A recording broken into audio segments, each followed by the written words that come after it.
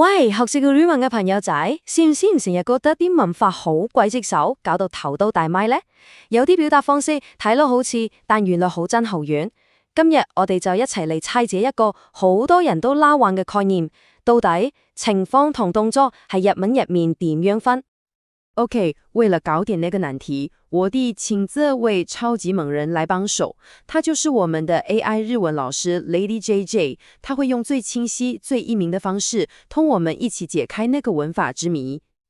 好，事不宜遲，即刻入正詞。今日嘅核心就係呢個文法，聽加而嚟。嗱，好多時候我哋學日文會直覺以為佢就係英文嘅 ing， 即係正向中嘅動作，但其實佢好多時候係用嚟形容一個持續嘅狀態，或者可以話係一個情況。我哋就有呢句日文可以要手，知らない人が玄関の前に立っています。你當呢個嘢係我哋今日嘅解謎遊戲嘅第一條線索啦。如果將佢譯做廣東話，就係一個陌生人企咗喺門口。聽落好直接，好似冇乜特別咁。不過呢，魔鬼往往就係視字，日文文法嘅精妙之處就喺呢啲位啦。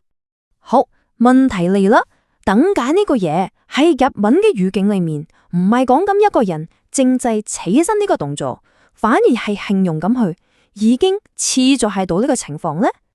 呢個就係最關鍵嘅地方。答案呢，就收埋藏埋喺呢條文法公式裏面。當你將一個動詞嘅連詞形式加個て，再加埋いる或者います，呢個組合完打出嚟嘅效果就係用嚟描寫一個動作做完之後所產生嘅一個景勢狀態。我哋一齊嚟拆解下幾句句子。首先，知らない人が就係主語，一個陌生人。玄関の前に就話俾我哋知個地點係門口。跟住最重要嘅部分嚟啦，立って係動詞立つ，即係企嘅連詞形式。而最後嘅います就係話俾我哋知呢個係一個持續嘅情況。所以全部加埋意思就係處於企咗喺門口嘅狀態，而唔係正在做緊企起身呢個動作。順帶一提呢，呢度有個實用小貼士，いる同います意思係一樣嘅，但係います係見語詞，講得白啲呢，就係比較禮貌嘅講法，所以同唔識嘅人或者長輩講嘢呢，用います就實冇死。咁區日文嘅喺四節位，除咗動詞之外，助詞都係另一個好易中伏嘅地方。我哋即刻睇一個超淺定嘅例子，哈同加嘅分別。你知唔知用錯咗呢兩個助詞仔，成句說話嘅意思可以差天共地啊？呢個例子真係必須。如果你想問人食咗晏未啊，你就要用哈講お昼ご飯はもう食べましたか？呢度嘅哈係點出句說話嘅主體。但是如果你唔小心用錯咗加，變成お昼ご飯がもう食べましたか？咁成個嘢嘅意思就會變到勁搞笑，變成午餐先生食咗嘢未啊？係咪即刻變咗個笑話？所以話呢，真係唔好睇少啲助詞啊！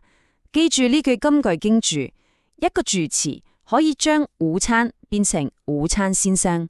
呢個例子真係絕，完全說明咗學日文有幾需要注重細節。講到甩地，你嘅可能會覺得日文文法好似好多生疏疏嘅規則，但其實好似我哋一開始講嘅立って呢個て方本身就係嚟自動詞嘅一個系統性變化，我哋叫活用或者變位。如果我哋將個鏡頭拉開啲睇，就會發現背後其實係一個好有邏輯嘅系統。譬如動詞知る、知識、知道，佢就有唔同嘅形態。好似呢個變咁，佢嘅變化係跟住日文50音嘅啦、哩、嚕、咧、囉咁樣去變和，所以呢類動詞就叫做五段活用。睇落其實都幾有規律之嘛。我哋再睇翻頭先個例子入面嘅動詞得住，即係企，佢都係一樣噶。佢嘅變化係跟住他、切、切、踢、托呢個規律。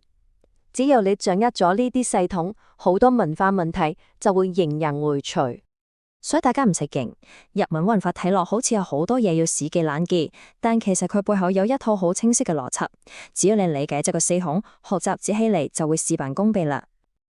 好，嚟到呢度呢，我哋今日嘅猜詞都差唔多到近遠生啦，不如一齊嚟個快問快答，總結下今日學到嘅重點。今日最重要嘅3個 takeaway，第一，聽架越通常係形容一個動作結束之後嘅情況，而唔係一個進行中嘅動作。第二，千祈唔可以睇少啲助詞下同埋架呢啲細微分別，可以完全扭轉句說話嘅意思。